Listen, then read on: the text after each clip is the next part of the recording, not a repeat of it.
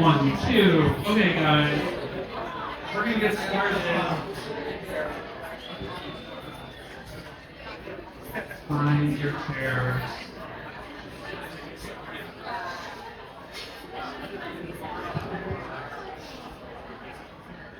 All right. Can't tell if the noise is coming from down here. I hope not. Okay, we're just going to get started. So if you're talking, just quiet it down and we will join. Oh. Okay. Welcome to DeSciNYC. Thank you for coming. We're going to talk a little bit about us. You can follow us on Twitter over here and Instagram over here. We have all our pictures that we put from the event and like the next events that we're doing are also there. Yeah.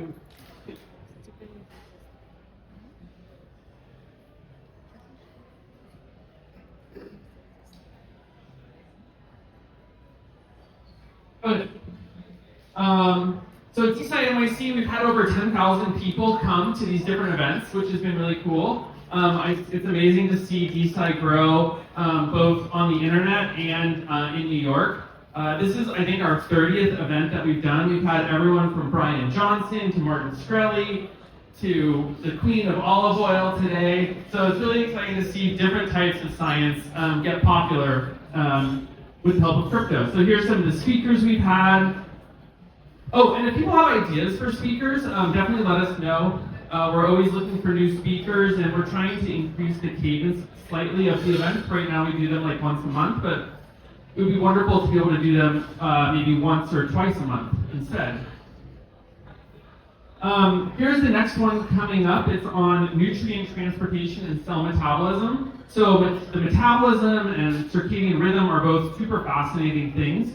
And we found this Timothy Kenny, who's a postdoc at Rockefeller University, to come give a talk on August 12th. So come check him out, and if you want to sign up for that, the RSVP is here. And then we have, this one's really cool. This one's embryo genome editing. So we had one talk previously on super babies. And super babies is where you are selecting for certain embryos to get a certain outcome for the child. But here and now you're able to edit those embryos. So you're not just selecting for embryos, you're actually starting to change what they are. All right. So what is DeSci? Does anyone here know what DeSci is? Decentralized science. Yeah, you go ahead. Say what did you say? That's what I was going to say. Decentralized science. So what makes it decentralized? That maybe that it uses crypto or that it uses the blockchain. So we're talking about this new it's been around for maybe 3 or 4 years, and it's basically a way to do science outside of a university setting. So what that means is instead of just like a research lab doing a research study, what's happening is people around the internet are contributing their data or contributing analysis or contributing scientific thought, and in exchange for that, they're getting a reward. So there's this thing called citizen science, and citizen science is where people just upload all their data for free. And people, unsurprisingly, weren't really excited about that. But when you actually change how the incentive structure works, so that people are remunerated for their contributions, you get science that can actually work, and that aligns the incentives of sort of the general public with the people that are doing the work and are contributing the data. And by the way, if you guys could in the back, be quiet. In the back. You're obviously not listening. Can you do that to them? Guys, can you be quiet? Sorry. Okay. So what this means is right now science is being changed, and it's being there's a lot of defunding going on. So this is like the new way of funding science. Okay, so you can do new types of things with this, like you can do prediction markets using data. So how many people use Polymarket during the election? You. Okay, a lot of people. And what was cool about it is that people were actually like incentivized to to do work and to figure out what was correct. So it was a much more accurate representation of what was forecasting who was going to win the election. And what's really cool with decentralized science is you can do sort of the same thing with crypto. So what that means is, like, instead of just like putting your papers towards peer review, you can actually you can bet on which type of research is going to be interesting and useful. And so this is very, very cool. And this is like the new way in which science is going to be done. So one of the really cool things is, as part of DeSciNYC, we've started this new distributed sleep study to understand how people in New York sleep. And already there's 3,000 people that are participating in this. So each night we're tracking 3,000 different people's sleep score and figuring out what is contributing to them sleeping well and what is contributing to them sleeping badly. And sleep is so important, right? Because like Brian Johnson says, in terms of order of importance, sleep is the number one thing that you first can try and solve and optimize for. And then after that, you try and optimize for exercise. Exercise really is important.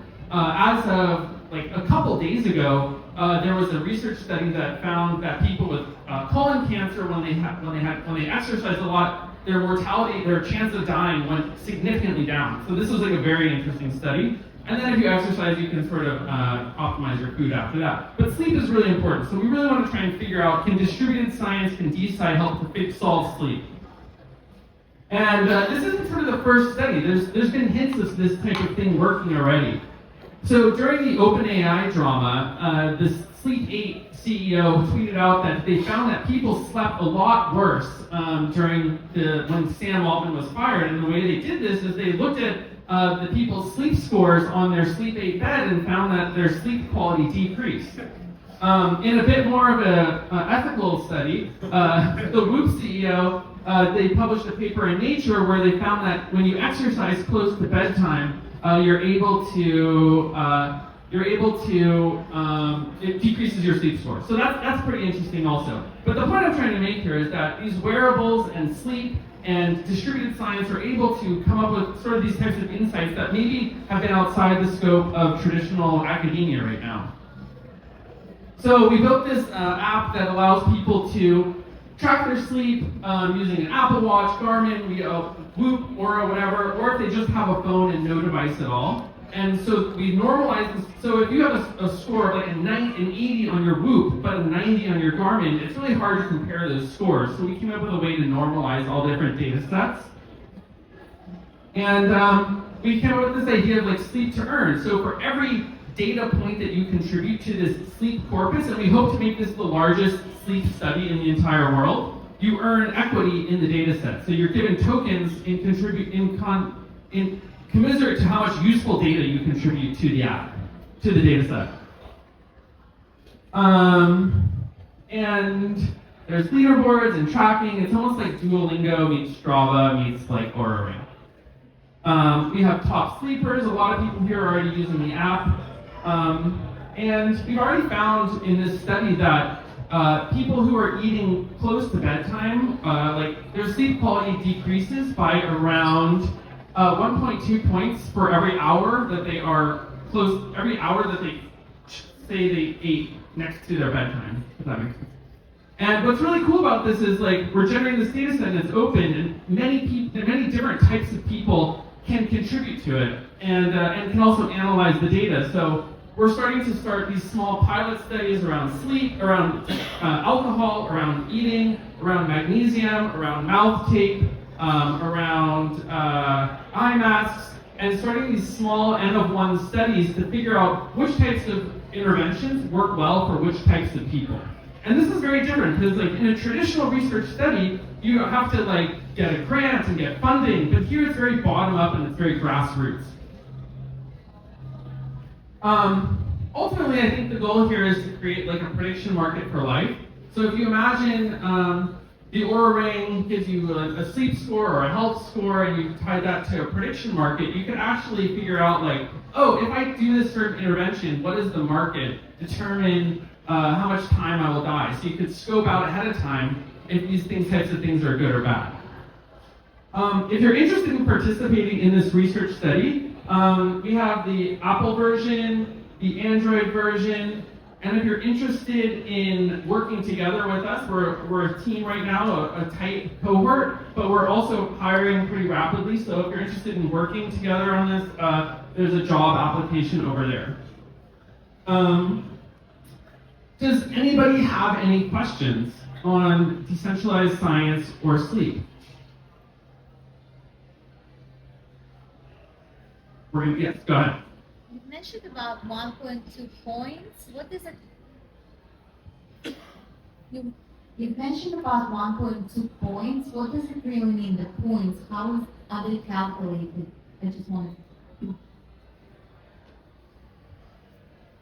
Yeah, so that's a great question, is coming up with an optimization for these types of things, like how well someone slept, is pretty hard, right? So if I ask someone in the morning, like, how well did you sleep on a scale of 0 to 100, it's a little tricky. Like, some days you might be feeling good, some days you might be feeling bad. So we sort of based our score from 0 to 100 based on what we found to be sort of a composite of Oura, Garmin, Whoop, sleep numbers, and a couple different apps. So we trained a model based on their data sets by having people wear a couple different things, and then came up with a new score that's sort of a composite of those. So we developed our own score of what we believe to be a rating of how well people slept. And then based on that score, we then try and look to see how different types of interventions affect that score. Now, I think that score could be wrong, or could be changed, or could be different depending on the type of person. For the sake of this here, for the sake of that micro study, I would call it, we're assuming that score is right, but I think longer term, there's going to be a lot of research into figuring out what is the correct way to judge if someone slept well or not. Any other questions? Yeah, tell us your sleep stack. My sleep stack is eating earlier, like crazy early, like 5 o'clock, so I ate before I came here. Sleeping in a cold room, sleeping with an eye mask, and sometimes taking magnesium, but I'm still trying to figure out using this this thing to figure out if it actually works or if it's just like a placebo. Amazing. Okay, well, without further ado, I am pleased to introduce Beatrice, who is going to, she is the queen of New York City's olive oil scene, uncontested. And I'm pleased to introduce her to tell us about olive oil.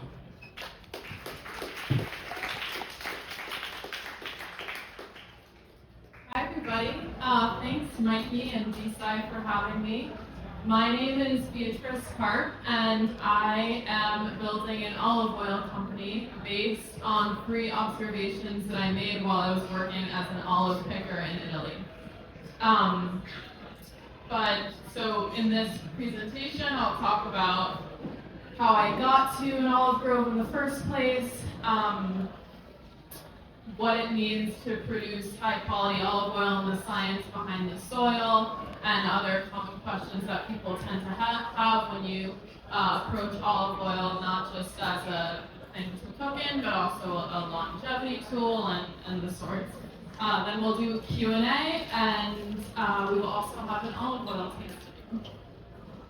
Okay, so how did I get to an olive grove in the first place? So I went to Penn. I graduated in 2022, and while I was there, during undergrad, I knew I was going to be in cybersecurity. So I took the liberty to have a liberal arts education. I studied science, technology, society, which was the history and the future of science, so a lot of thinking about these side themes. And I think that was the study of people and their decisions. So not just of science, but actually like the organizations and the political affiliations that make up systems. And that, in tandem with my Buddhist studies, really taught me that organizations aren't a black box that are unapproachable or unamendable. They're actually just a collection of people and what we make, and that is always up for grabs. I also studied engineering entrepreneurship, and what I learned most from that is that I would never try to be an entrepreneur. And so the culmination of of those forces led me to defer my job in cybersecurity and for a year in solo travel. So I took a backpack and I actually wanted to go to Southeast Asia. It fell through, but my dad is a chef, and so I ended up connecting with one of his clients who had a farm in Italy, and there I was. The closest town was about a 3-hour walk away, but I would go every day because there's really nothing else for me to do after I would water the flowers and give people olive oil tastings and do wine tours. And there were strangely a ton of shamans in this town, and I lived in a yurt with them and we did yoga, and then they told me that my energy was in alignment with the olive harvest, which I thought was really interesting. So I ended up leaving Italy for other plans, but come the fall and come the harvest, I wanted to help some of the people who I had met pick their olives. I went on to an app called Workaway, where you can work for a family and live with them for free room and board in exchange for a cultural immersion and learning a certain ecosystem and way of life. And so I became an olive picker for 3 months. I lived in people's vans and their barns.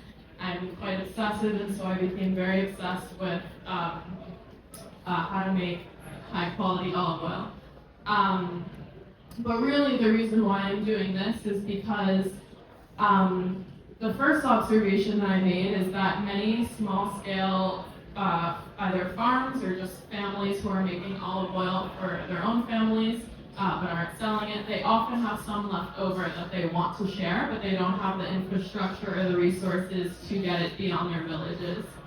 It's difficult to do customs, it's difficult to do FDA, and so a lot of olive oil was either going to waste or they were ceasing to cultivate much of their land because it's expensive to harvest, you need a lot of labor, and there's really no point of cultivating the land if the oil is going to waste anyway. The second observation that I made is that olive oil is unfortunately the most counterfeit food in the world. It's estimated that around 80% of what's on the US shelf is counterfeited, either by cutting it with seed oils and dyeing it with chlorophyll or mislabeling it entirely. And that is what I was observing. There was a specific instance where a farmer came over to our production and he said, I'm getting a shipment of olives in from Tunisia, and does anyone want to be in on that shipment? And after we left, I said to the farmer, what does that mean? He's an olive farmer, why is he getting olives in from Tunisia? And essentially, he had signed a contract to fulfill a luxury olive oil company's quota for the year. He was to provide the oil, but he didn't have the yield that year. So what was he to do? So he had signed the contract, he owes the olive, so he was getting it in from Tunisia. And I'll talk about a slew of issues that come when you're sourcing olives from a different country. One of them being is that you really want to pick and press right away.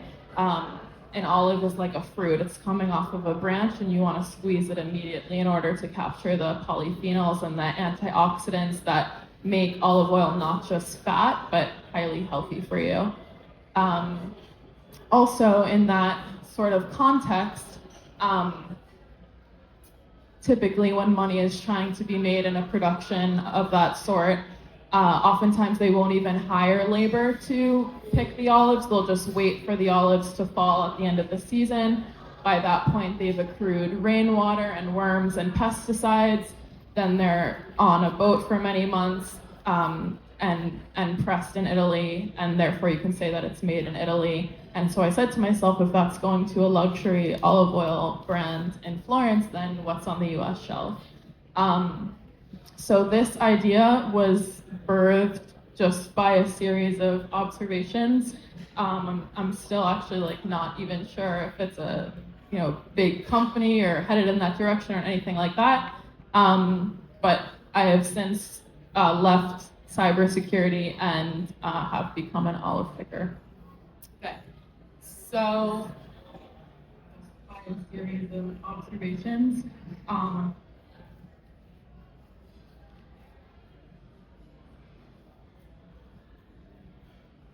What's going on here? Position.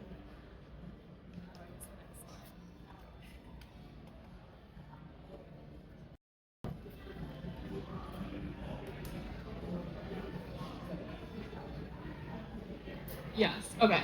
So one of the first things that I observed when I was trying to Google search how do I get a random farm in Tuscany FDA approved, I realized that one of the main barriers, a highly significant barrier of why a small farmer is not able to sell his or her olive oil in the States is because when you Google search how to get FDA approved, what populates the results are thousands of options to pay a third-party agency 20 to 40 to 50K just to get FDA approved.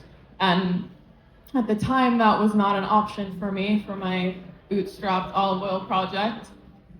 So I just said I have to learn all of the laws myself. And what I found is that, as some of us can imagine, the UI UX experience for a government agency such as the FDA is just some of like the worst design to be worked with ever. So if it was difficult for me to figure out, then how is a farmer who doesn't even really speak much English supposed to go through with this process? And so that's what I found, is that a lot of them don't. And so when I went back to Italy and I said, I think I figured it out, I think we can do it, the first thing that they said to me was, we would love to do this, but we can't afford the FDA fine. So this is like a common like truism over there, that they just think that that's how much it costs to be able to sell olive oil in America, which is an issue because America can account for 5% of US domestic demand for olive oil. So 5% can be provided by California, Georgia, and other states. But the reality is that 95% of the olive oil that we consume is coming from Italy, Tunisia, Spain, Greece, and other arid Mediterranean regions. So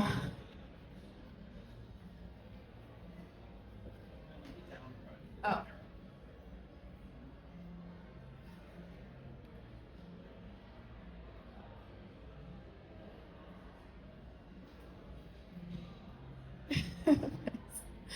Okay.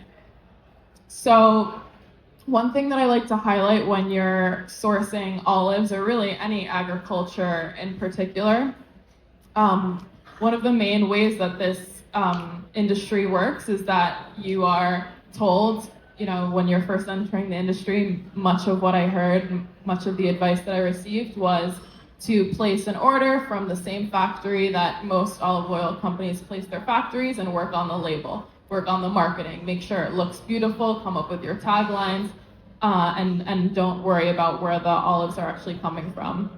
I had realized though previously that unfortunately, unless you're actually there picking the olives, there's really no way to guarantee their quality. And so I speak about the spirit of adventure a lot, in that most of the time I'm like pretty unsure where we're getting the olives from. I'm often on a wild goose chase around Tuscany with farmers.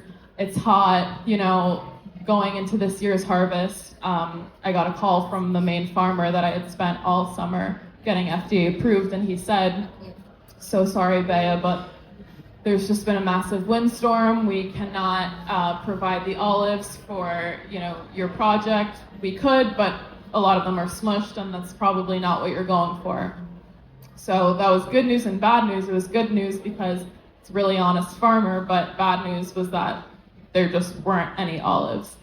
And so we've sort of navigated that based on things like wind patterns and soil quality, and essentially diversifying where we are growing olives. So right now we have two different regions in Tuscany. One is in Florence and one is in Siena.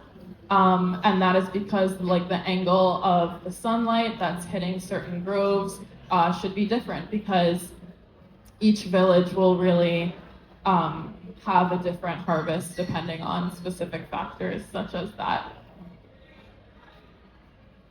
Okay, but just to dive more deeply into what it's like and what you should really be thinking about if you want to obsess over the highest quality olive oil that there is. The first one is where you're growing your olives. So we're growing our olives in Italy, which is exciting, and even more so Tuscany, which is fantastic for olive quality because that means that Tuscany is a very hilly area. So when you have hills, you have a natural barrier that's blocking wind from the groves. And so as we had seen before in the harvest, wind is one of like the main enemies of an olive early or later in its stage of production. So these hilly areas sort of protect the trees from being passed through and the olives are falling. In addition, Tuscany has a biurnal like weather pattern, and so it has very cool evenings and hot days. And that is essential for the maturity of a polyphenol to be like as healthy as possible. So you can have a high polyphenol level, but the polyphenols themselves may not be as rich if this flip-flop of cool evenings and hot days didn't grow them. And that's the same with very hot summers and cool winters. Another thing that's special about where we're growing is that we're growing in residential groves. So we're only sourcing from farmers who are actually like growing olives in their backyard, which is very special because normally in large-scale productions, you have groves that are, they could be certified organic, but if they're an industrial area, then you risk runoff from pesticides, not just via the soil, but also by air. So where you grow is super important. And olives are a really difficult plant to grow. It takes about 9 years for a tree to start fruiting, and then another 5 years for that fruit to start producing really flavorful, healthy olive oil. So when you hear about things like olive oil shortages or high quality olive oil being hard to get, that's because the plant itself just grows under very specific conditions. So you want fertile land, but you also want a dry place. And so that's sort of a weird combination, which is why we see olives coming out of California, Georgia, and then mainly desert or Mediterranean areas. If you think about grapes, for example, when you squeeze a grape, 75% of that liquid will turn into wine. On a good harvest, 5 to 15% of an olive will become oil. So it's just, it exists way less, and there's actually more olive oil being sold in the world than amount of olives that could ever make that oil, unfortunately. Okay, so when you pick your olives is a really essential part of the journey. You want to have an early harvest. When you hear the term early harvest, it depends on the region, but in Tuscany, that means early to mid-October is when you're beginning to pick. And that is a direct trade-off between quality and quantity. The longer you allow your olives to grow for, the more liquid that it accrues inside of the olive, and so you will be able to extract more oil and sell more oil, but the oil that you are getting has less flavor and it has a smaller polyphenol content. By the way, polyphenols are the antioxidant in olive oil that makes it anti-cancer, anti-liver disease, and things like that.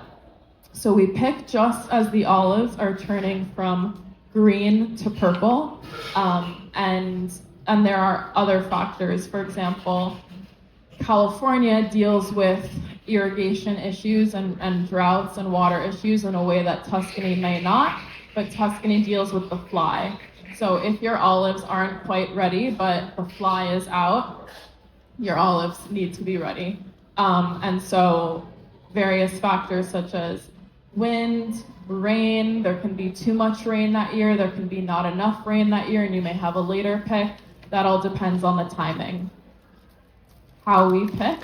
So when you're picking olives, you want to be as gentle as possible, because when you think of a fruit, when a fruit cracks open, it's going to start rotting. You wouldn't want to make a juice out of like an apple that's, you know, cracked open and has been on the counter all day, but unfortunately, like that is what happens a lot with olive oil.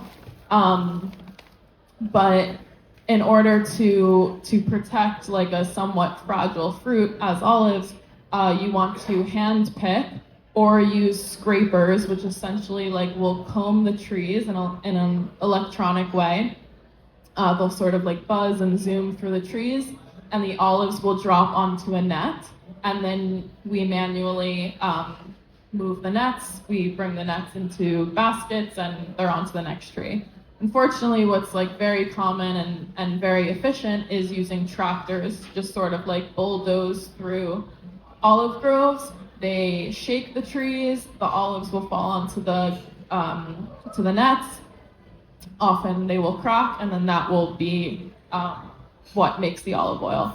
So you just want to think as gently as possible is how you want to handle olives. When you press olive oil is probably like my favorite indicator of quality that typically doesn't make it onto the label. Hopefully a label will indicate like extra virgin, whether it's organic, and the harvest date so that you can know if it was an early harvest or not, which by the way will vary based on country. So like a Greek production will be later in the year than Italy, and even within Italy, southern regions will begin their harvest first, and then as early as like late September, and then Tuscany, and then even further north. But so when you press, so we press our olives twice a day, typically within 2 hours of picking the olives, which is really special. Typically, again, like when you're in a big, large-scale production and you're trying to make money, you may wait until the end of the week or the end of the season or the end of the month to bring your olives to the frantoio, or the press. That's the Italian word for press, because there's overhead costs associated with going to the press. So if you're pressing twice a day, you're able to capture the polyphenols again, the flavor, and you know that's a little more expensive. You're using more fuel, you're taking away from labor, but that's one of the best indicators of knowing how fresh your olive oil is and how long the polyphenols will last. So we're getting a bit obsessive here, but but that's super fun. Okay, so where we press. So when you're in Italy for the olive season, it's kind of like being in New York with apple picking. Everyone's at the press. There's hundreds and hundreds of families and people in the village going to the presses, bringing their olives.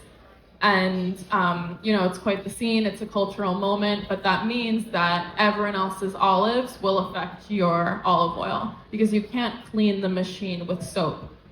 So what happens is if you've treated your olives really well, but your neighbor hasn't, for example, or if they said that it was organic, but they're not, that's all passing through the same machinery. So in my case, I go to a private press. Basically, the mayor of the village caught wind of this project and was very excited about it and wanted to set us up with someone who had like their own machinery. And so we know in that instance it's their olives and our olives and no one else's.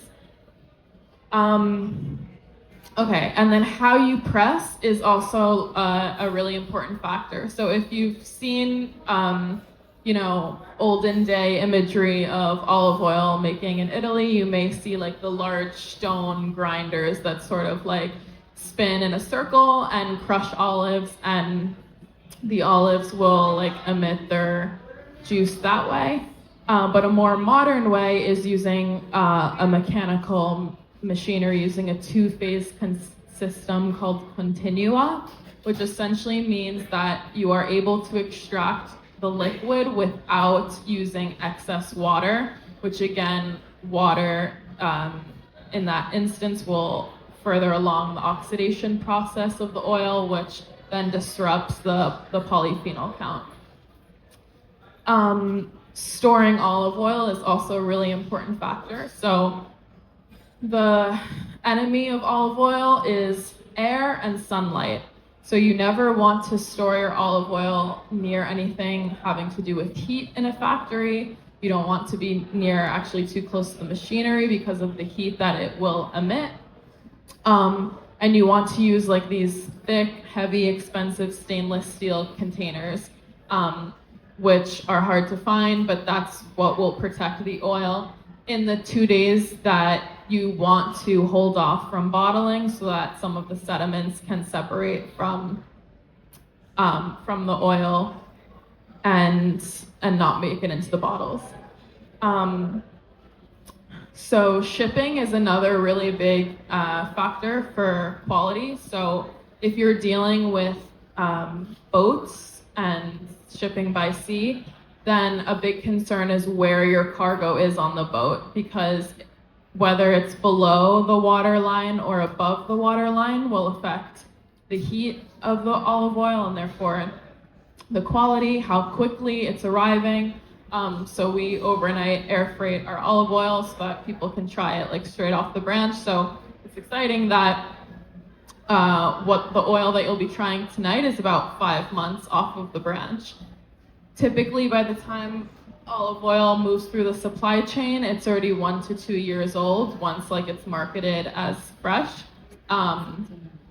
So you can work all season to ensure that your machinery was clean and you're organic and you picked early, but really by the time it gets to people, it just may not be what it originally was anymore.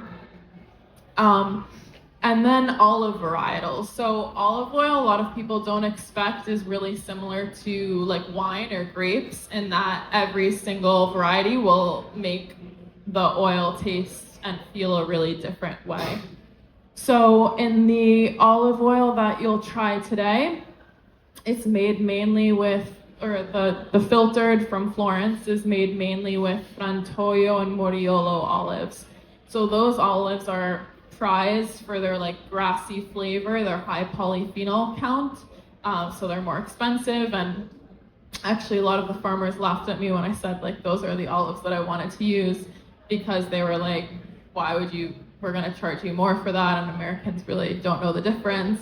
But that's sort of the point of this and what I'm going for. But every single varietal has a different flavor, and every varietal also has its role in the field. So in the olive oil industry, it's very trendy to have like a mono cultivar, or using a single type of olive in the oil. But that's actually not ideal for the grove. The grove wants a diverse amount of olives. For example, the Pendolino olive is the cross-pollinator olive. So if one tree is struggling during the season, the Pendolino olive will actually send nutrients through the wind to other trees. And so each varietal has a certain role in that regard. And in the second olive oil that we have tonight, the unfiltered olive oil from Siena, that olive varietal, we mainly use Licino. There's 5 other types, but the main one is Licino, which is a very buttery olive oil. So sometimes you have olive oils that have like a kick and you can really taste the polyphenols and the grassy flavor. Licino is a buttery olive, so that's going to taste more like bread and butter. It may have a lower polyphenol count, but it honestly is also like very regional dependent. So in the south of Italy, like that's going to naturally just produce more spicy, bitter flavors, whereas in Tuscany, you're going to get a fruity, grassy sort of olive oil. Okay, and then the bottle. So these bottles are very thick, dark glass, and that's to protect from sunlight and also from heat. So you definitely don't want a glass that's clear, because the sunlight will oxidize the oil via the clear glass. Big no-no is plastic, because olive oil is like a sponge. It's going to soak up its surroundings. So if what's encasing the oil is plastic, that will then like take on a lot of its chemical attributions, unfortunately, and especially like if it's near heat, which would be typical while you're cooking. That's when a lot of the fusion happens.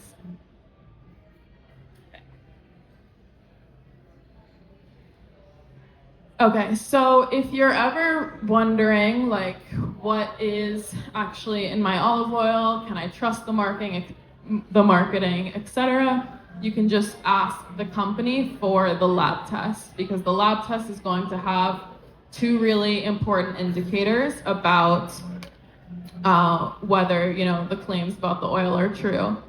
So the first one is the polyphenol count. It's like quite an expensive lab test to get when you're in Italy to know actually how many polyphenols you have in your oil and exactly which types. But if a company like really is into the quality, they'll do that. So this year, this olive oil had a polyphenol count of 494, which is very high. If you're in the 2 to 400 range, that's typically considered a high polyphenol count. You also see companies that have like 1,000, and that basically means they're not going for flavor at all. They're harvesting like way earlier in the season.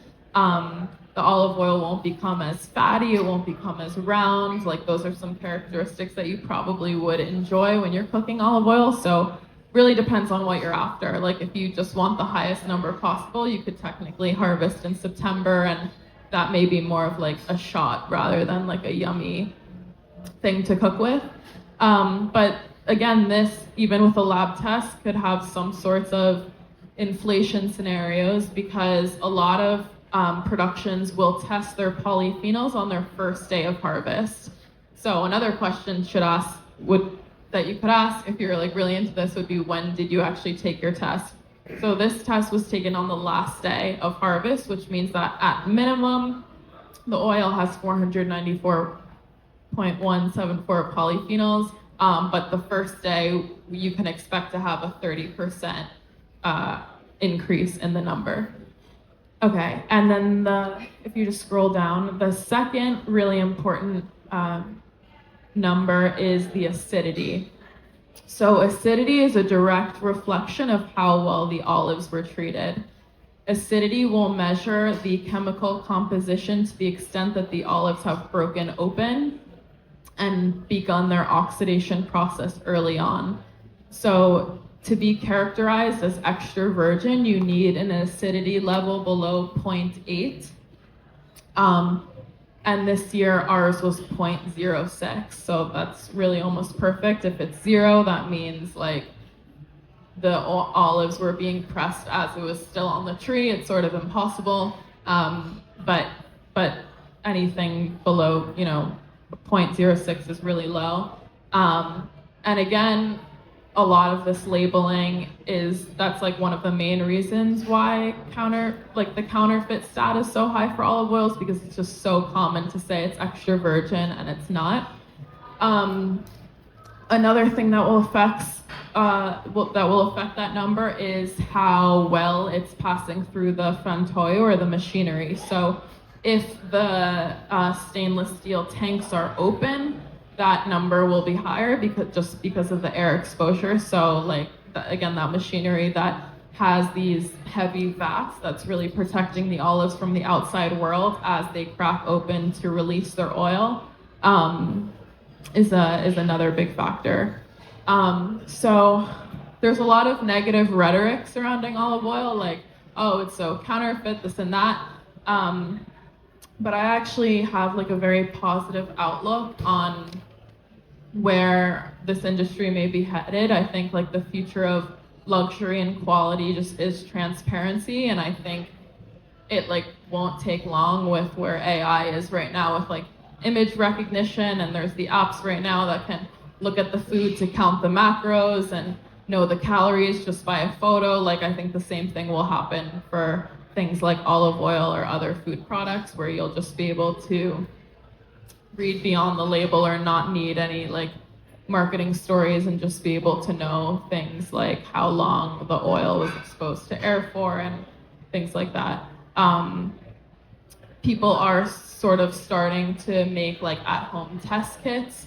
So you can just basically be your own lab.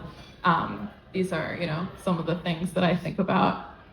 Maybe they're further away than I think, but yeah, there's just sort of like this obsession with transparency at every step of the supply chain, and yeah, that would be a dream if we could just look at olive oil and not really need to like believe anyone per se.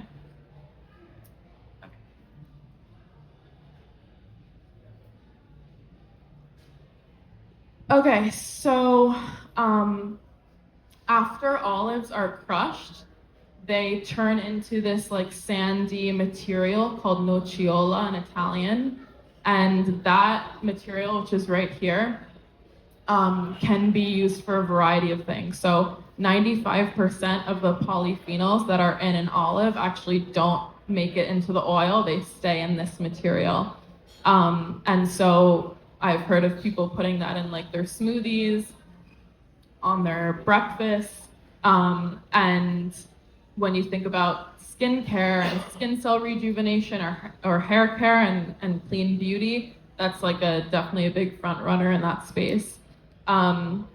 The photo on the left is an encounter that I had during the harvest this year, which was that a farmer came over to myself and my friends and started crying and said, "I've never seen people this young be, in the harvest." He also asked to take a photo of me because he'd never seen a chick picking olives, but that's a different story.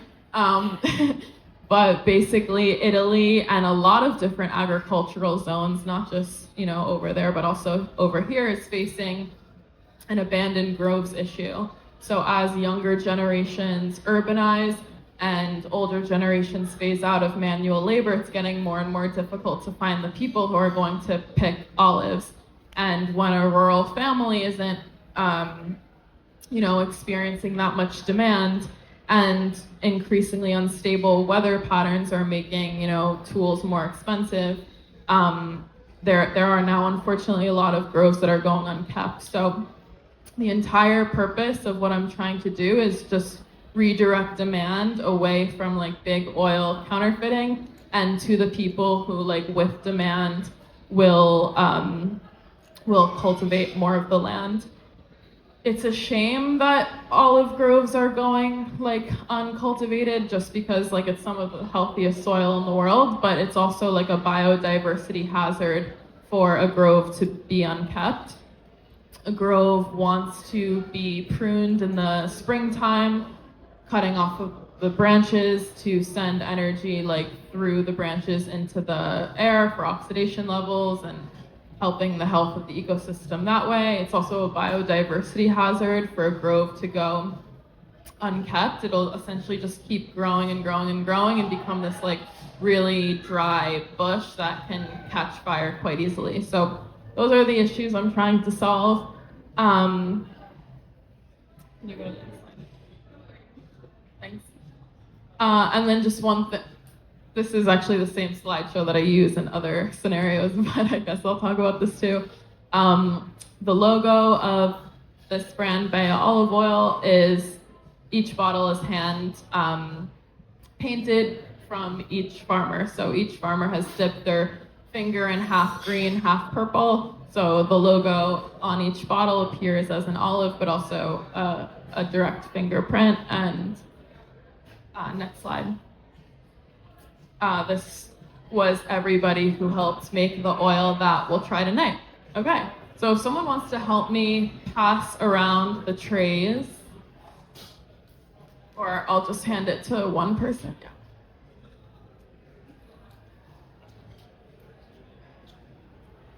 Okay, so thanks. So this first type of olive oil is filtered olive oil. So the filtered olive oil has been, it's from a farmer named Francesco. It's from Florence, and it's made mainly with Frantoio and Moriolo olives.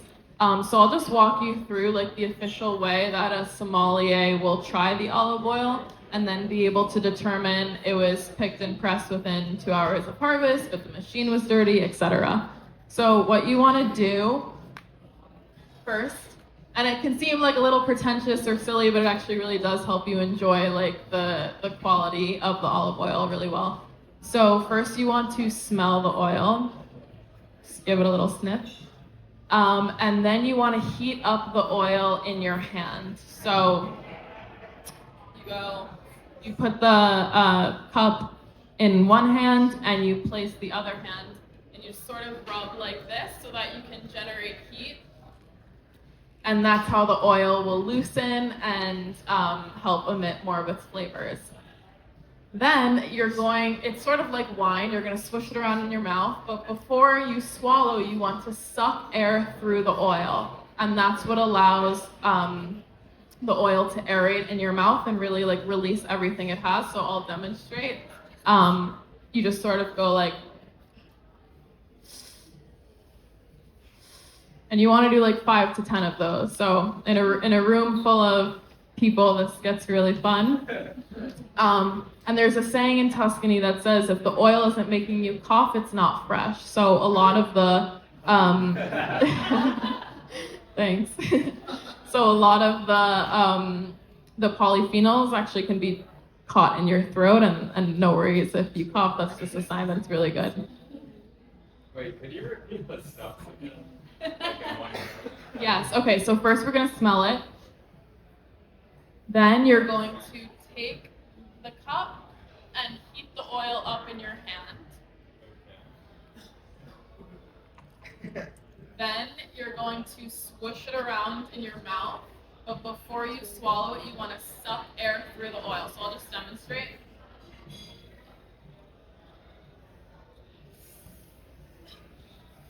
Wait, could you do it again? Like actually? Yeah, Which part of it? the last part. Okay, yeah.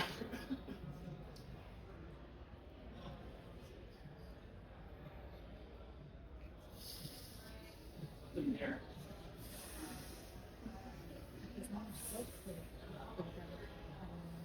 Okay, thank you. Sure. Thank you. Yeah, so the burning is that coughing, tingly flavor. That's the freshness. So that was that saying that the Tuscans are saying, like, if you're not feeling some sort, it should feel alive, you know? Olive oil should never feel dull. It shouldn't be taking the backseat flavor of a meal. It should be the front runner. Like, it should feel like it's alive. Okay. The second flavor of olive oil is the unfiltered. Thanks. So the unfiltered olive. So what is unfiltered olive oil? So basically, in the U.S., a lot of grocery stores will require that your oil is filtered so that you can elongate shelf life. Filtration is also a mechanism used to mask the flavor of poorly treated olives. So if your olives, have been treated with pesticides or they, just oxidized early, a sommelier will be able to taste that, but filtration will mask that treatment sort of flavor. But Giorgio and Altis, two of the farmers who are from Siena, basically they gave me 2 rules. One was you won't use a plastic container to store the olive oil, and the second was that you won't filter the olive oil, because basically when you filter it, you're also extracting a lot of the nutrients. So this actually has like a slightly cloudier consistency. It's thicker in texture. If you hold it up to your eye, you can like see some of the sediments. And this olive oil was made mainly with Licino olives. So that's the buttery one I was talking about. When you're cooking with olive oil, you want to match the energy of the strength of the olive to the strength of the dish. So because the filtered olive oil was made with very strong olives, that pairs better with like a roast or a meat, like a tomato sauce, a stronger dish. Whereas this is buttery, so it actually tastes like bread and butter. When you pair it with a baguette, it goes well with white flaky fish, a sauté, something lighter. but it's the same process to try this one as well. So when you say filtration, it's like a mechanical process, right? It's like a sieve that they... Good question, thanks. I didn't describe that. So there's 3 different types of filtration. One is mechanical, which if you're really interested in quality, you wouldn't do, but again, less manual labor, so it's often chosen. Or you have the option to either use a thick slab of cotton or paper. And essentially, the oil will pass through like various different slabs of either paper or cotton and just come out on the other side without the sediments.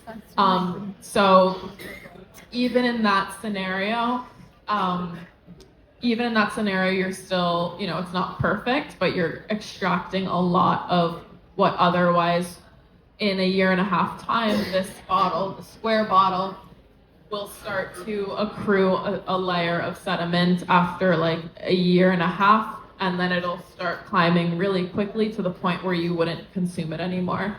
So that's why there's only 450 bottles of the unfiltered, is because like this is my first year and it would be a real shame for oil to go to waste. But yeah, that's a great question. Also, Bea Olive Oil, BEA Olive Oil on Instagram, if you guys are interested in following along in the journey, because in September, one of the farmers is coming to New York and leaving Italy for the first time and giving a big speech on his olive oil, so I'll be like posting about the events there. I have bottles here tonight, makes a great Father's Day gift, etc. I always discount it in person, but really like I remain a resource for you guys. I live in downtown Manhattan, and a lot of people will DM the Instagram account and ask questions about olive oil, or they want to pick some up, and I always offer complimentary tastings in my apartment, so if anyone just wants to chat or talk olive oil, I'm here. And yeah, does anyone else have any questions? You talked a lot about the polyphenols. People listening a lot. You talked a lot about the damage that can happen to the polyphenols in the process of getting here. Are they damaged further when we might use them in cooking something? Or like, do we get more from using your olive oil in a salad, for example, than we would if we were cooking salmon or something?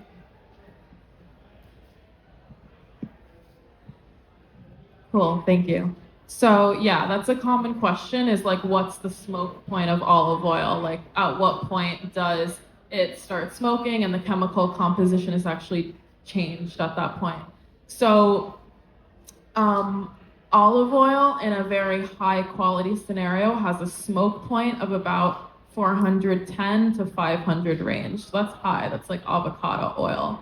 But if it's low quality, if the olives were exposed to a large amount of oxidation, that's a completely different scenario. It could be in the 300s. However, I will say that like the whole like only use this olive oil for frying and only use this olive oil for drizzling is more of like a marketing tactic. If anything else, really that's code for this is higher quality olive oil, so you should drizzle it, and this one is not as high quality. That being said, there is interesting research going on right now in Sweden. The Sky seems to think that heating up olive oil to a certain extent in combination with food allows food to pass through your digestive tract more easily, and therefore like the olives are able to like emit more of their nutrients in like a softer, calmer way. I don't know if that's true. If I had to assume, like you heat food up, you extract some of the nutrients, but like we do that with oatmeal, we do that with kale. It's just sort of something that is a price you pay when you're using heat with cooking to some extent. But if it's a high quality olive oil, it's very safe to cook with. There's no such thing as only for frying, only for X in Italy, with the exception that if you're using an oil from the South, again, that's a bitter, spicy olive oil. So in that scenario, you actually may just want to drizzle with that. But that's the only thing I would really recommend. Thanks for the question. Michael, come up. For this. So the provenance of olive oil is fascinating. I was shocked to learn that 80% of the olive oil that are on shelves, especially in the US or maybe more, counterfeit. I know in Israel they found in Masada barrels that were in salt containers that seeds over 2,000 years old. They're able to grow, I think they call the plant Methuselah, an olive tree from a variety of olive that was probably extinct today. And the Roman soldiers would drink the olive oil. I mean, such provenance, how do we verify or certify that the olive oil we're getting on the shelves? I mean, is Whole Foods sufficient in doing its verification, or we buy directly from you? What would you recommend? Like, I mean, it's astonishing. I think 80% potentially cut. They cut other things, but olive oil, shock. Yeah, it is shocking just because, like, if you are somewhat of a health person and, like, you're buying organic food, but then you're cooking it in chemicals, like, that's really not ideal. I think that if there's one ingredient to get right in your kitchen, it's the one that's touching every other food. And people have that mindset for wine. And a lot of the farmers talk about this. They're like, you should market it as a wine sort of thing, because it's really no different, except that with wine, you go through a bottle a night. Like, that's 4 glasses, you're with other people, it's done. This sort of thing can last, it'll last you a month, maybe more. Actually, that's only me. It'll last you more than a month. But so yeah, it's like, why isn't it seen as more of like a high-end product, which is like pretty curious. In terms of verification, like as I said before, unless you're there, there's unfortunately not a way to guarantee it, which is why I just said, like, okay, I'm gonna be there and pick and press and bottle and label and load myself alongside the farmers. And I am, by the way, also the truck driver, like, because that can become an issue too. So at 2 a.m. This past winter, for many days in a row, I was at JFK back and forth, unloading and unloading myself, because, but I'm obsessed with it. And so I would say the second layer down is just like, know your farmer. If there's someone who is doing that sort of thing that you trust, then that's amazing. I would say, I don't want to say this for certain, because like, I don't think it's so helpful for the industry, but in general, if it's a smaller production, like, you are just able to control for many factors that a larger production can't. But like, more so large versus small, I would just look like, what's the motivation of this person? Like, does this person want to start a company to make a ton of money, and they sat around a circle and like, that's what they're doing, and they're like the importer and they're, pouring a ton of money into marketing? Or is this, just like, why is this person doing what they're doing, is something I think about a lot with food. And funny enough, when I'm in the grocery store, I actually like prefer products that are not beautiful, or like, you can tell like a good artist wasn't hired to make the label, because it's just my way of knowing that maybe resources went elsewhere. But ask the brand for the lab test. Like, if there's a price point that you're comfortable with and you think it tastes good, like, I think it's worth an email. You, by the way, can send a sample to a lab, like it, just as I did with this oil. University of Berkeley has a lot of research. I think so does Princeton on olive oil. So maybe there's labs in those areas. But yeah, it doesn't have to be a mystery. Like, you can just get a lab result like that. If the bottle has a harvest date, that's a big one. Because then okay, this person is like sort of attuned to timing. I hope that helps. Is taste or price a better surrogate for quality? What I'm a consumer in the store. Interesting. Is taste or price more of a marker of quality? Well, like, if you have a refined palate, then like, go for it, I think. Unfortunately, like price is pretty congruent with quality. Like if you are able to make very high quality olive oil, like you typically will charge a lot for it. I think that's just one of those products where like the more expensive it is, the better. But if you are also like a sommelier or you take a course, you can know like how old the olive oil is just by the like slurping that we did.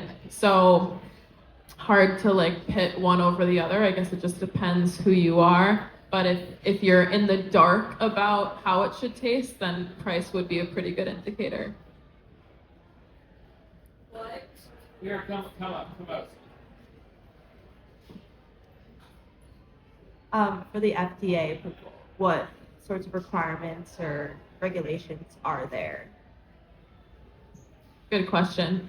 So for FDA, so the way that I'm doing this is I'm open sourcing the FDA approval process to any of the farmers who want to sell through me, but we've also done it for farmers who I've met and they're just like, can you help me with this? So the process in itself isn't as difficult once you know it, but I would say like the initial demystifying is tough because if you want to import goods or foods into the US, you need a DUNS number. And that number can take like 6 months to acquire. It's literally just like a social security number before like imports and exports. And that number is what you use to sign up to get an FDA number. So that right there, I think just loses a lot of people. But the FDA number itself isn't difficult. Like as long as you have a health inspector come, sanitation people for who's doing the pressing. So it's paperwork. So in that way, it does feel daunting, and it's just like the bureaucratic things that people don't really want to deal with. I would say beyond just FDA though, there is the organic certification, the kosher certification. So with kosher, like a rabbi has to be on site and vouch for the oil. If it's organic, then someone actually needs to come to the olive grove itself. So people ask me about the scalability of this, and what's interesting is that for the FDA, they care more about who is the last mile facility, meaning who touches the oil last, which in our case is the bottler. So if the bottler is the same place as the press and multiple people in one village can use the same press, then that is very scalable because you would just geographically then do that from village to village. So yeah, the short answer is that it's actually mainly focused on who's pressing the olives, and that's just like sanitation. You also have to have what's called a FSVP plan, which is more of a customs-oriented bureaucratic step. So like if they at random just halt you and say, you know, we find something suspicious about your oil, you have to have a plan that has like every step of traceability ready to present. But it's not difficult, it's just not something that like if you're a farmer and that's your world, you're going to do. What do you think of Costco olive oil and Brian Johnson's olive oil? So Brian Johnson does not harvest his olives himself. So tough for him even to know what it is. And I will say that my acidity levels are better than his. But no, I'm sure it's good olive oil. I'm sure it's better than most. And like, the fun thing about this industry is that if you are in it for the right reasons and you're making good olive oil and you're sourcing from the right people, then like you always help out other brands. Like I know so many other olive oil founders in New York, and we're actually like all friends because we sort of care about the same thing. So I'm sure his olive oil is great and better than Costco, honestly. Costco, I don't know a ton about. We could do a lab analysis in another DeSci moment and see. But yeah, when I think of like mass production and the amount of steps removed that organization is from the branches. Like, I personally wouldn't, but yeah, not gonna like speak to it without the facts either. I was wondering about scalability. If I know you said you were uncertain of, the scale, but if it were to become a bigger company, how would you manage the production? Would you withhold, have it a little bit more exclusive? I know the price point is, going to filter out some people. But if you do get to that point where you're going to need to produce much more, how will you combat that and keep the quality? So we actually already have a waiting list of farmers in Tuscany who have heard about this concept and they want to do it next year. So the hope is that demand will increase and we can help more farmers sell their olives. In terms of the quality controls in those scenarios, like fortunately, it's coming from groves where they are making olive oil for their own families and they have some left over to share. So it's a nice control, I would say, because it's not like they're just going to like buy up more plots of lands and do weird things with it. Like, it's just their backyards. But the hope is that, like, I'm there at all of the harvests. If there's a year where it grows beyond that, then, it's really just that, like, you're not getting someone who had this, like, intrinsic motivation to make money off of crops, and that's the reason why they planted, and that's how they've been treating their fields, etc. So, like, this is something I feel really good about. And in terms of scaling, also, as I said, like, it would be by, like, I'm trying to scale based on village. And so one village in Siena, where like now the mayor is involved, has actually like started making a list of people who want to do it next year. And also in the fall, we started mapping the surrounding abandoned groves. So one thing that I think about a lot is age. Like, if there's a farmer who is nearing the point where he or she like won't be able to do the manual labor and doesn't have anyone to take it over, I take that into account. But on the opposite end of the spectrum in Florence, I picked that farmer first because he's young. So it's like you sort of want to keep that person in the scene too, because how many like late 20, early 30-year-old guys are like coming back to the groves and doing this? Not that many. So I try to keep it diverse, but that's like one of the things that I think about. And it's quicker to scale, like if we have multiple neighbors and just one place that we press, because it means less regulation. So just like the fewer the steps, the better. Thanks.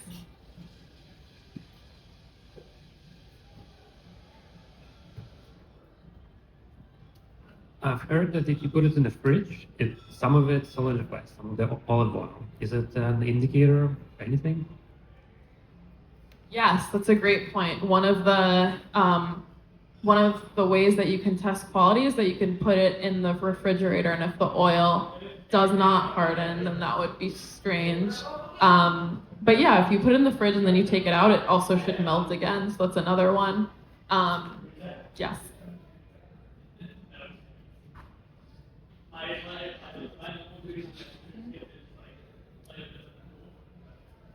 Can you tell a little bit more about the one we tasted? What region is it from? And I feel like it had a very distinctive flavor. And how does the flavor change from different regions? Thanks. So the first one is from Florence. So that's this round bottle. And this grove is interesting because his trees are organized by type of olive. So that's rare. Like in the other guys' groves, they're like, yeah, I don't know, there's some here, some there, whatever, we don't really care. But in this one, his groves are highly organized.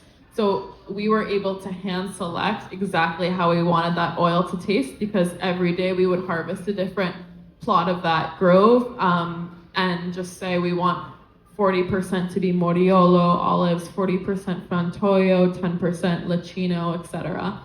If you have all Moriolo and Frantoio olives, like that's a very, very coughing inducing like grassy olive oil. So you still want to round it out with like some of the more buttery olives, even though you're going for like the grassy flavor. What else can I say? Again, like pairs really well with salads, meats, stronger flavors. The notes are like artichoke, fruity, and grassy, whereas the second one is actually nutty. Like that's what a sommelier says, is that you're supposed to like experience those flavor notes. But yeah, the second one is from Siena. Their groves are not organized, so we just, do the whole harvest, put everything into the press, and then, what comes out is the oil, but we still know that like X% of his trees mainly most of his trees were Lacino, probably like 50%, and then like 30% Frantoio olives, 10% Mignola, etc. So it's just like wild how different those taste. Those groves are only like an hour and a half away from each other, so this is like a very concentrated region at this point.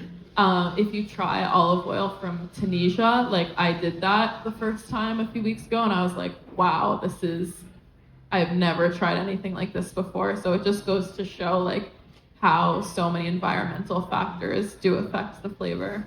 All right, last question. All right, both of you at the same time. Thank you. Thank you so much. It was so insightful. My question is about the nutrition value of oil. You've mentioned about the antioxidants. What are the other researches that you're aware of that helps, to support the health? And is there a limit of how much olive oil one should consume? All right, and you go too, at the same time. Is there something we should look for in store to make sure like the olive oil is like 100% olive oil and not like cut with other oils or something? Cool. Okay, so I'll start with your question. Thank you. Yes. Okay. The question was about health. Okay. So a lot of research about longevity with olive oil. So they say if you want to reap the benefits of that research, that it would be 2 tablespoons a day. Hence the whole trend about like taking a shot of olive oil, which I don't do. I just sort of cook with it and I leave it at that. But yeah, like heart disease, inflammation in the body, brain health, anti-cancer. This is research that's just been like highly proven again and again, which they say is probably why the Mediterranean diet is one of the best. So there's so much research out there. If you like Google or on our website, there's more. But yes, that polyphenols and specifically olein canthal, which is a type of antioxidant, is why it is viewed as gold in the health world. And then in terms of knowing, I would say harvest date, extra virgin and organic, don't guarantee it, but if it's not there, like I would say that's strange. You want to know the product of the region, and specifically in Europe, like you'd want a DOP, which is like certified origin, even more specifically than Europe. So like the more details they're willing to give up in the specifics, I would say the better. Yeah, thanks. Thanks so much. I'll stay if you guys want to ask more stuff. Thank you, and feel free to come up and get a bottle, purchase a bottle of olive oil after as well. So, and follow her on Instagram, and what was it, Bea?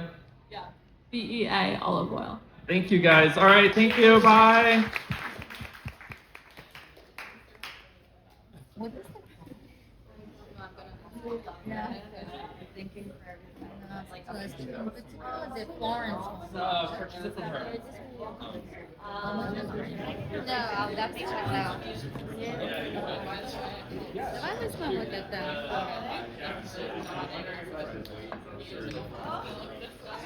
I'm glad here.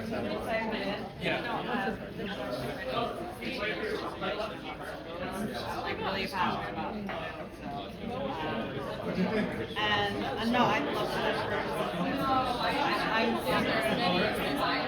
Yeah, I'll take the like taste of it. So Filtered or 65,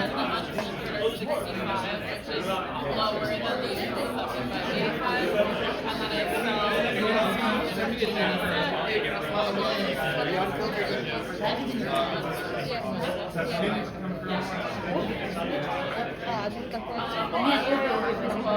Нет, that's okay. Oh, which one? I wanted the butter one. Is it square, and the grass one is the brown. So we just this is buttery for the sunflower. Okay, so these are just big bottles. And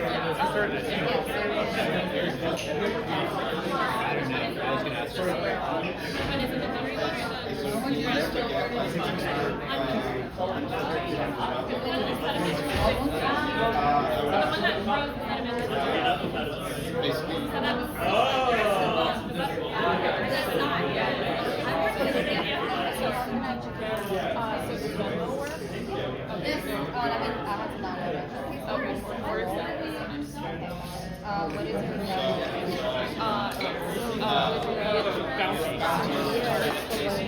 No, myself, 914. Basically, Yeah, no, guess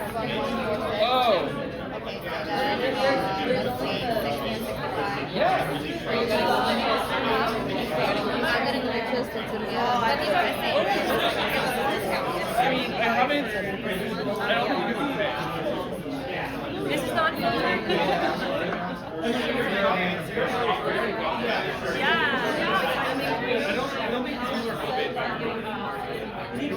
Normally it's 75, 85, but if you like maybe it's Sorry. Do you have ideas?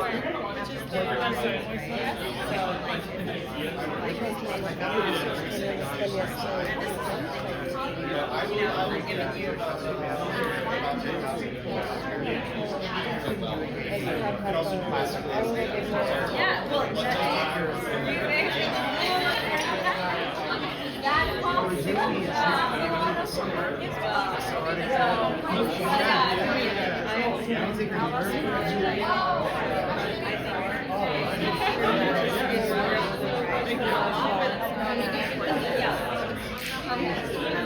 You're not Andrew Park by any chance?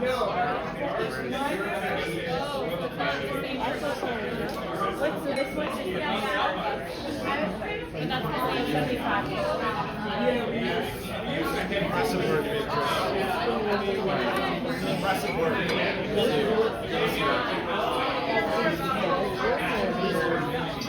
We're going to give a talk to you. yeah. So, but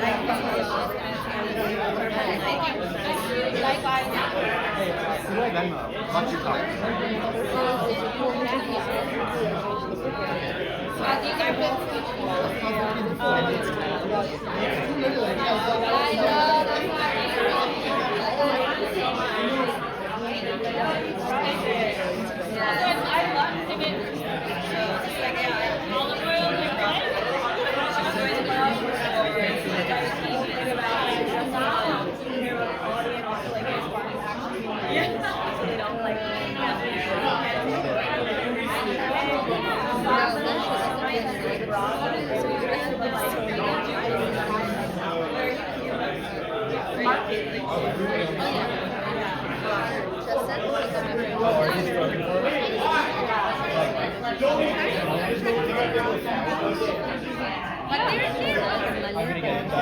What's the price? Yeah, no, 15. Are you charging 15? Okay, so what's the Venmo?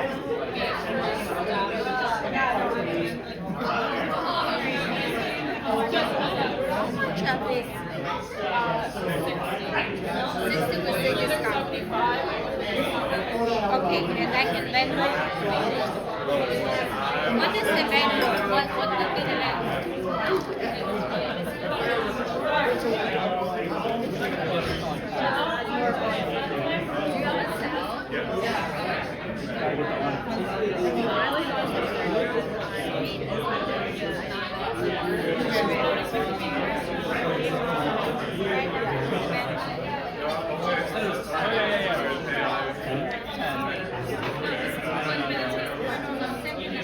Yeah, let's get a picture.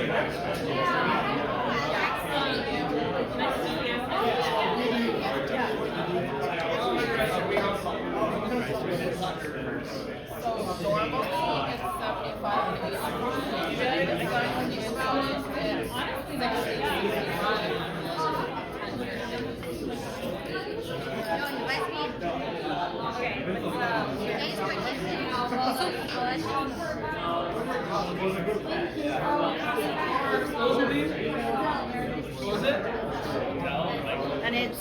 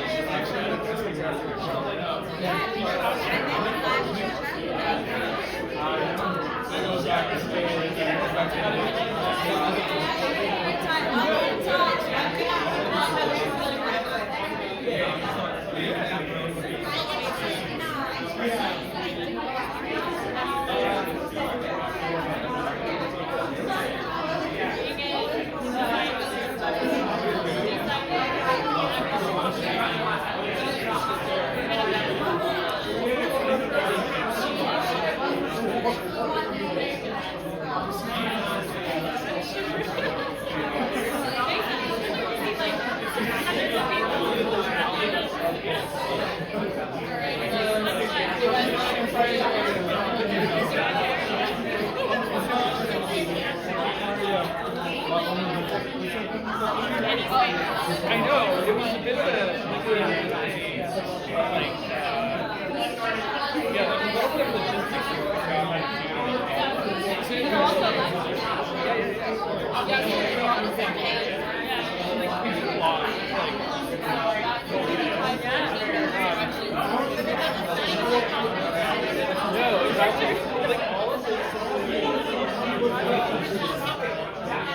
so like this particular that I broke the tripod on Friday. But yeah, it all fits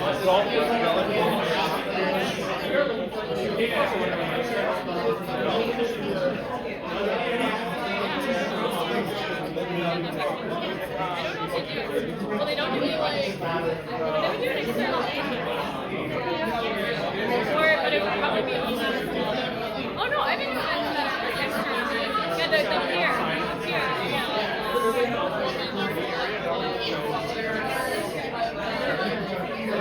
Yeah, I can find it. They have something.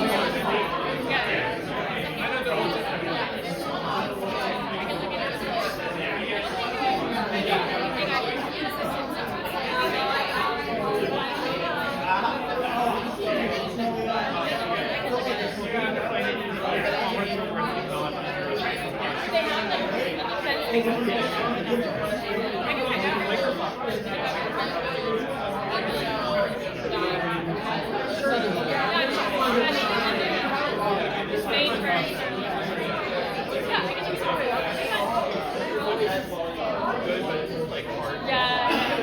That's great.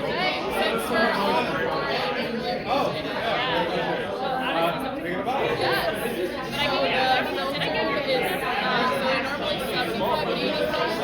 But when I do them in person, I do 60 and 65. I don't think I found it. And you're competing against a bunch of tech. This one is filtered, this one is unfiltered. It's from Filtered is from Florence. Yeah.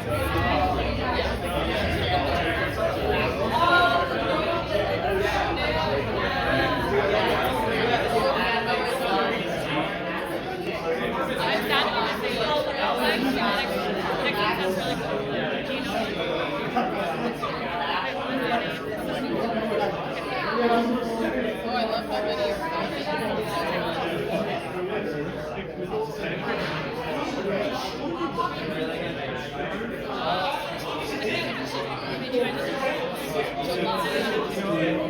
Hey, I think there is a way.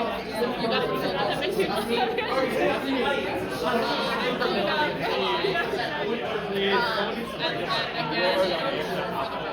No, literally, even like now that technically, no, even technically you can text now, but like, what makes you start into a chat to do that, and it's like, it's like you can steer. Don't even text other products. We're bringing it over.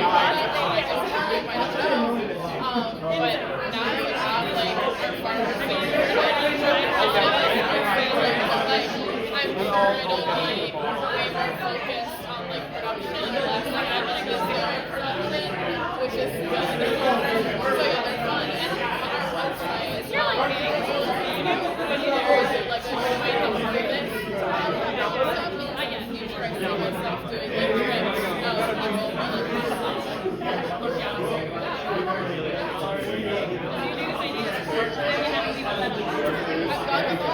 so now I'm just like, okay, you can talk to me, but I'm not caring about it.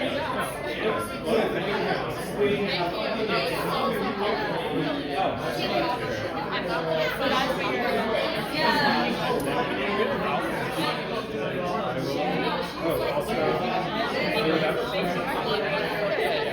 and also in the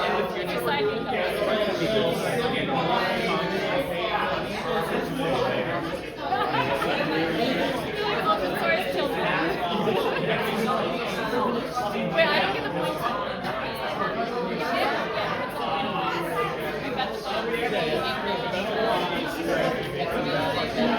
Nobody paid your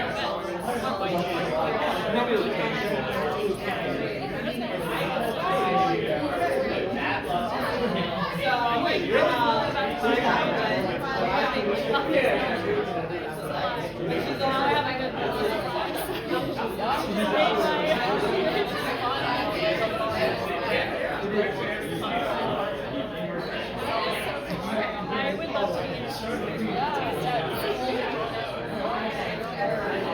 I'd love to.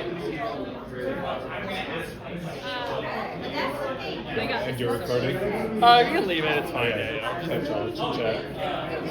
Yeah. Thank you. Thanks for coming. Yeah.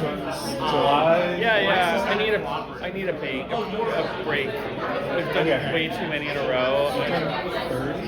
Well, I've done 30, but I've just done like 3 in the past 3 weeks, and I'm just like finding speakers the best ways. Like, I need we're gonna live on that I can break for That's without We skipped our first one. Oh, you did? In April. It was our first time we ever skipped. Oh, okay. And it just feels like it's been so long now. It feels really good. Yeah. Not ready to catch it. You're ready to get back. I mean, I just like, and also this stadium science thing is requiring more attention. So I need to. I'm trying to find someone to run this or like distribute this. And but yeah, until then. If you ever want to, we also want to do a hackathon. If you want to like do a hackathon together, I think that would be really fun.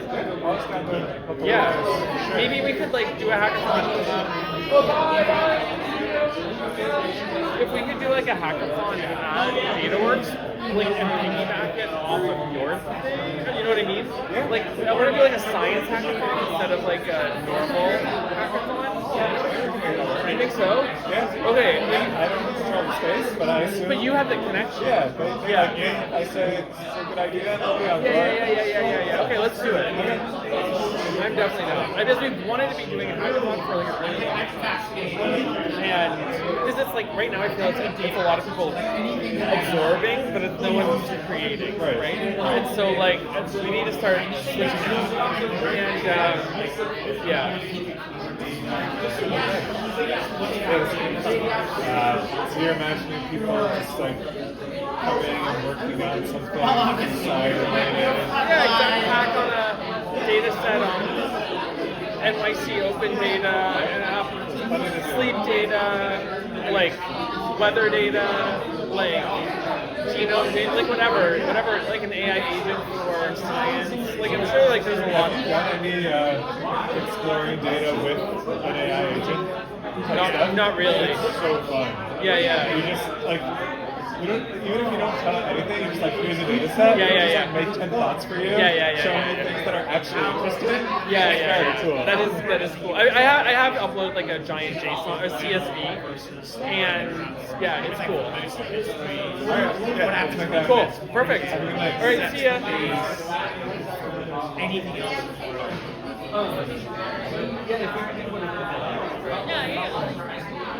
can just check it.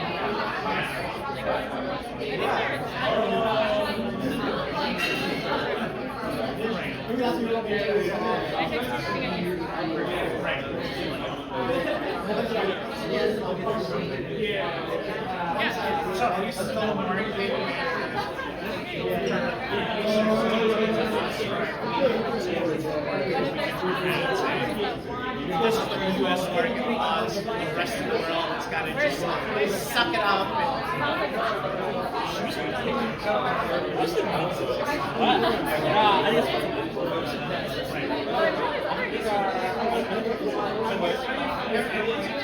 We're not.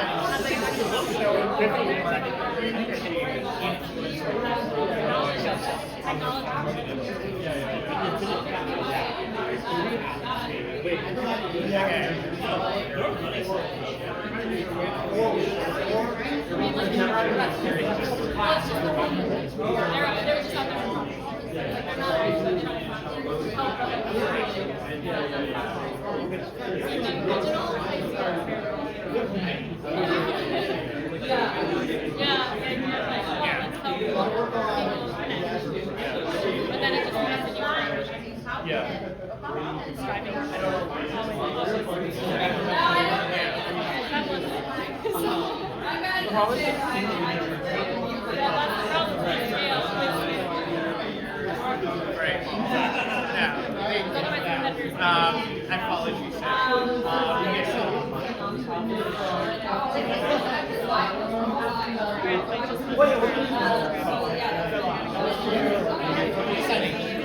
Nice to meet you. Nice to meet you.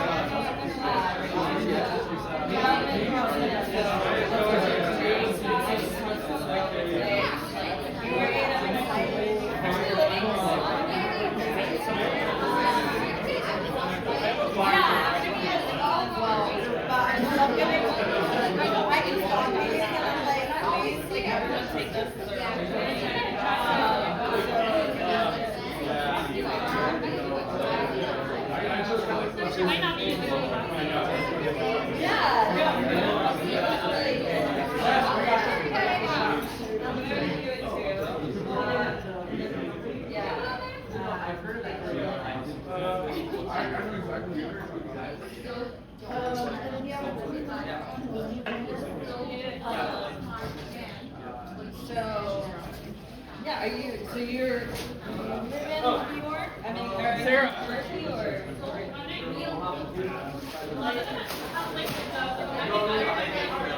What? Oh, you can just put it in here. Yeah, yeah. Or not the liquid. Okay.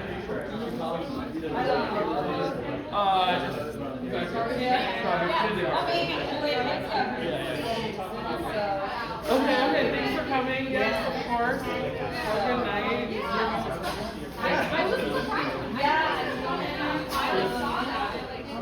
So I had a couple questions.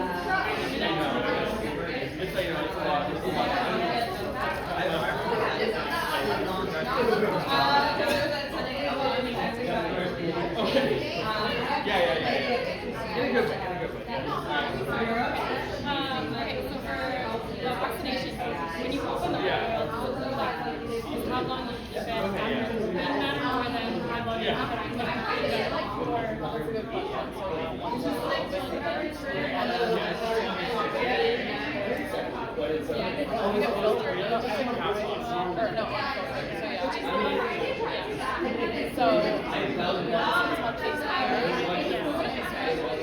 it's like a fruit, so it's going to change every single day. Like slightly, but like it's over time. It's an everyday flavor, and probably are going to like less strong than they were. Another is the oil is not but yeah, once you open it, but that's only true once you open it.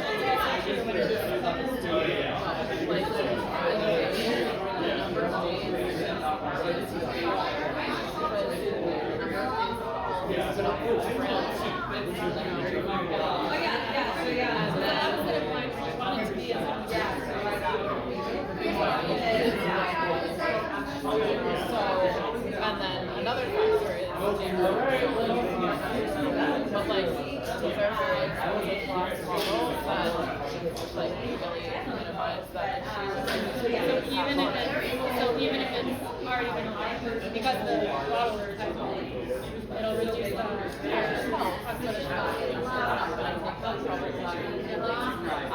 like anytime you open the bottle.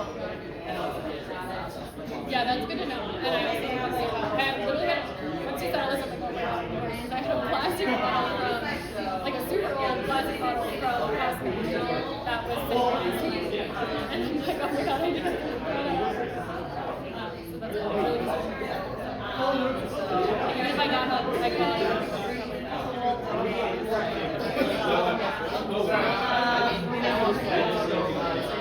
yeah, exactly. Did you tell me to start getting into this?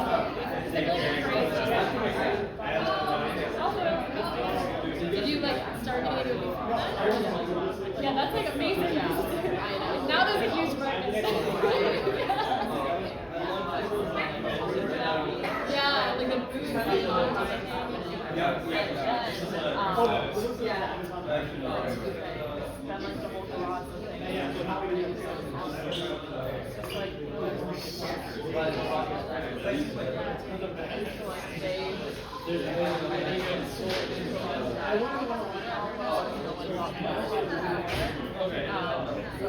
Yeah, it's like now. I was gonna say other industry. I was gonna say like how is it doing? Like I just hear people talk to me.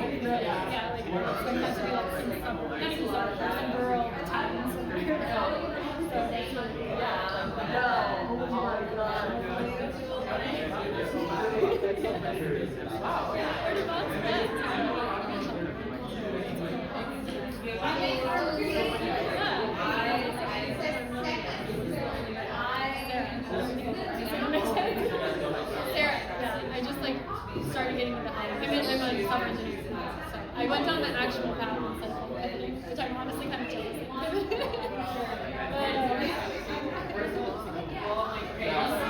There you go. Yeah, maybe I'll take a second off.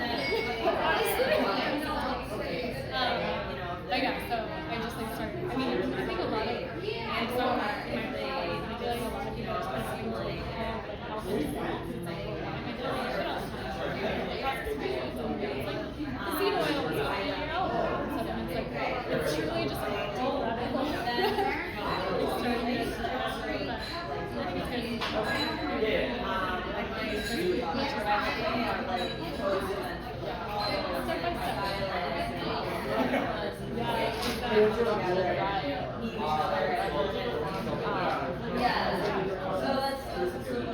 I think it's gonna be no, they're from the bar downstairs. All the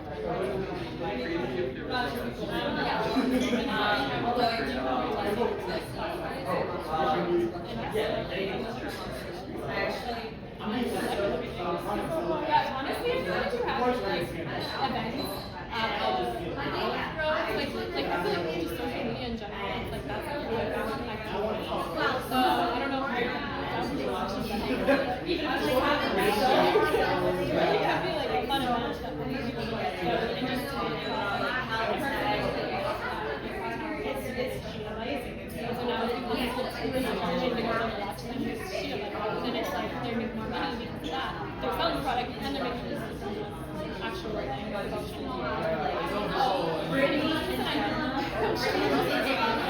Trying to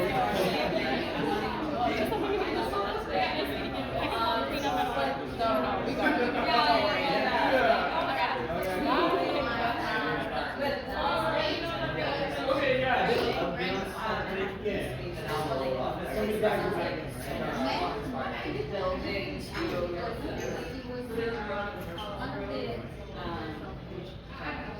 But I feel like finding that too, where it's like, okay,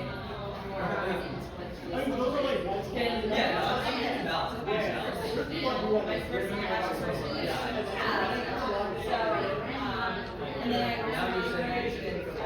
already have some house there, so maybe like having their so it's exciting.